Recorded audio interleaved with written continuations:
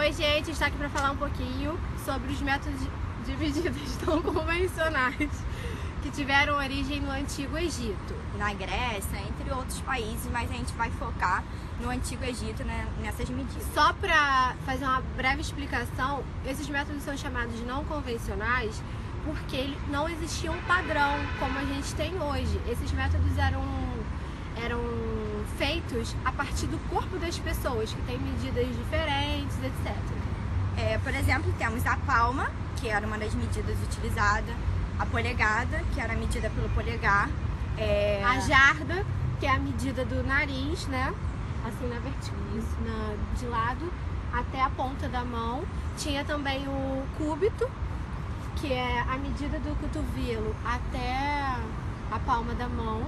E essa medida, é só uma curiosidade, essa medida é a mesma medida que o tamanho dos pés. Isso foi comprovado. Como medida a gente também tem os pés, que eles próprios podem ser uma medida, como também a gente pode ter os passos. Também temos a medida que é o abraço, faz aí, Camila. É abraço, gente, não é abraço. O abraço é a medida de uma palma da mão à outra.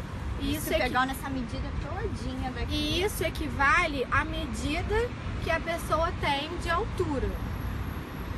As desvantagens dessas medidas são que, como é medida pelo nosso corpo, e por mais que eu e a Camila tenham um corpo um pouco diferente, há uma diferença. Nunca vai ter um corpo igual, uma medida igual, porque cada um tem o seu tamanho. Então pode ter até comparações, mas nunca vai ter exatamente igual o corpo de cada um. E naquela época era utilizado a medida do corpo do faraó. Então, por exemplo, se o faraó que estava no poder, atualmente, vamos supor que um faraó estivesse no poder e ele morre e assume outro faraó, essas medidas vão ser todas configuradas novamente. Porque o que acontece? As medidas vão passar a ser agora do novo faraó. Então vai medir a palma da mão dele, o pé, o antebraço, que era chamado de cúbito. Isso. E o que acontecia era justamente o que? Os faraós, eles não queriam sair em desvantagem um com relação ao outro.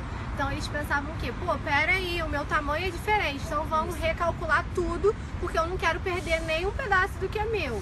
Isso, e o povo também se ligava nisso. Eles queriam do novo faraó, queriam estar atualizados. Então, sempre havia essas mudanças e por isso não tinha uma medida convencional.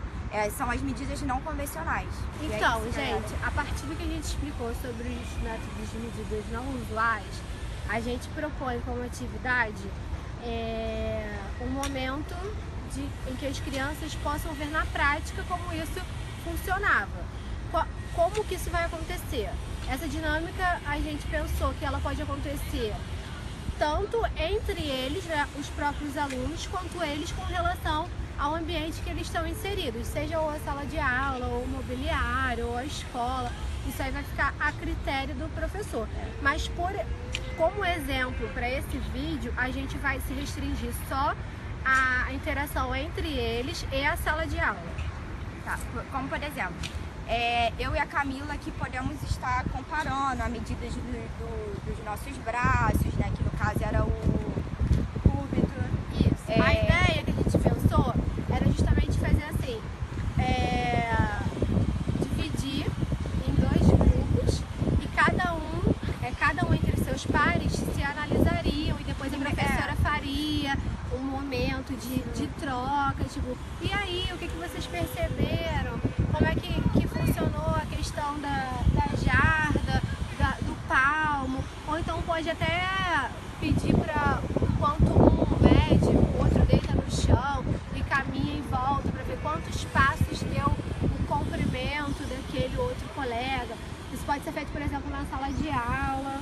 Porque no começo, assim, no começo dessa atividade, é mais para eles terem noção das medidas não convencionais, essa comparação dos corpos, que são diferentes corpos dos alunos, e depois que a gente vai entrar no utilizar, né, essas medidas não convencionais para medir o ambiente que eles estão inseridos.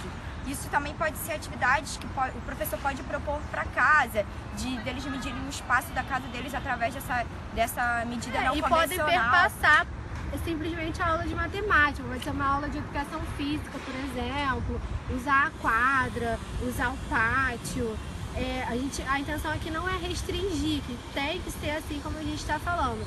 A intenção é só uma ideia a partir de várias coisas que podem ser trabalhadas, porque isso é um tema muito legal e muito amplo.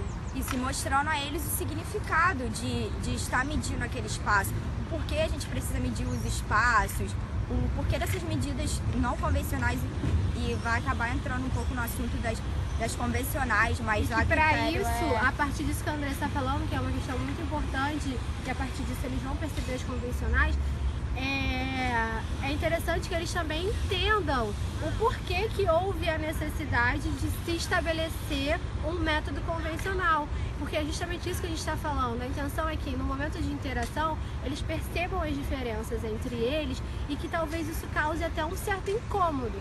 E a partir disso eles vão pensar, poxa, mas e aí? Mas eu sou maior, não, mas eu sou menor, mas o meu braço, o meu pé. A questão é justamente essa. E a questão do significado de estar medindo, que não é só uma atividade que é para eles entenderem o que, além de entender as medidas não convencionais, eles têm que entender também o porquê também de se utilizar aquilo, como no Antigo Egito era utilizado essas medidas para medir um terreno, né, uma parte de uma propriedade de uma pessoa. Então é necessário que tivesse uma medida para poder ter as pessoas terem o seu espaço, né? Medir o seu espaço e ter o seu espaço.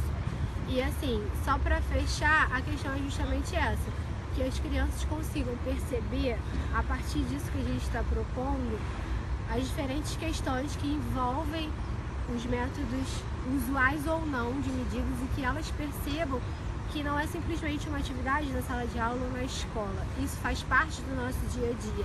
A partir do momento que a gente ou caminha da escola até em casa, ou faz um pequeno percurso dentro da sala de aula, enfim, não importa. As medidas, elas estão sempre no nosso cotidiano. E tudo passa a fazer mais sentido para as crianças quando elas conseguem fazer justamente essa relação entre o que elas aprendem na escola e o dia a dia.